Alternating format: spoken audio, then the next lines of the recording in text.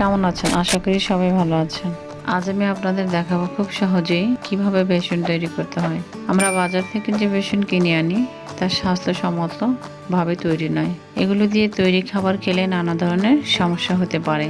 তাই বাসায় বেসন তৈরি করে আমরা অনেক দিন পর্যন্ত সংরক্ষণ করে খেতে পারি। কিভাবে বেসন 3 মাস পর্যন্ত সংরক্ষণ করা যায় তা আমি ভিডিও শেষে বলে দেব।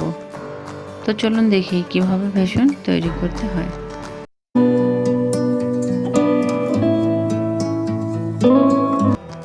বেসন তৈরির জন্য আমি এখানে নিয়েছি হাফ কাপ আতপ চাল, নিয়েছি 1.5 কাপ মুসুরি ডাল। এখন আমি এটা ব্লেন্ডারে ঢেলে গুঁড়ো করে নেব। আপনারা ইচ্ছা করলে এখানে আতপ চালের জায়গায় আপনারা সিদ্ধ চালটাও নিতে পারেন, তবে আতপ চালটা দিলে খুব ভালো হয়। এখন আমি ব্লেন্ডারে খুব সুন্দর করে এটা গুঁড়ো করে নেব।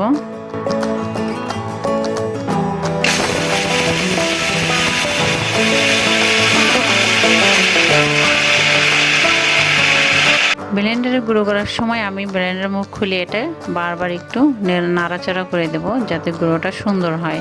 এটা 2-3 বার নাড়াচাড়া করে গুঁড়ো করে নিতে হবে। আমি আবার এটা ঢেকে গুঁড়ো করে নিচ্ছি।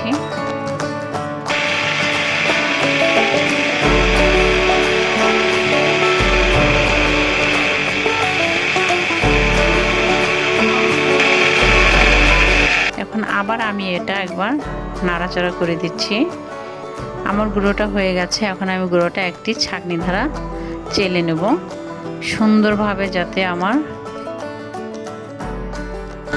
বেসনটা বেশি, তাই আমি একটি বড় চালনি দিয়ে এটা ছেঁকে নিচ্ছি। আপনাদের বেসন কম হলে আপনারা স্টিল চালনি দিয়ে এটা ছেঁকে নিতে পারেন। আমার ছাঁকার পরে যে গুঁড়োটা আছে সেটা আবার আমি ব্লেন্ডারে দিয়ে আরেকবার গুঁড়ো করে নেব। এখন আমি এটা আবারও ভালোভাবে গুঁড়ো করে নিচ্ছি ব্লেন্ডারে।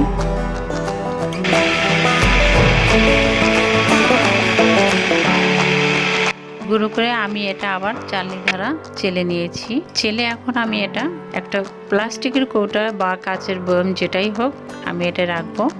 একটু একটু করে বেসন রাখবো আর 2-3টে করে শুকনো মরিচ রাখবো। আমি আবার এখানে কিছু বেসন দেব, তারপরে আবার আমি এখানে শুকনো মরিচ দেবো। ওরকম 2-3টে করেই দেব।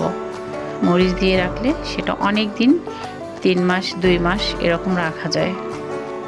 রেখে সংরক্ষণ করে বাড়িতে আমরা যখন ইচ্ছে তখন এটা বের করে আবার খাবার তৈরি করে খেতে পারবো। এখন আমি এটা এভাবে সুন্দর করে 2-3 মাসের জন্য রেখে দেব। আমার ভিডিওটি যদি ভালো লেগে থাকে তাহলে দয়া করে অবশ্যই আমার ভিডিওটি একটি লাইক দিবেন এবং কমেন্ট করবেন, আর আমার চ্যানেলটি সাবস্ক্রাইব করতে ভুলবেন না। আল্লাহ হাফেজ।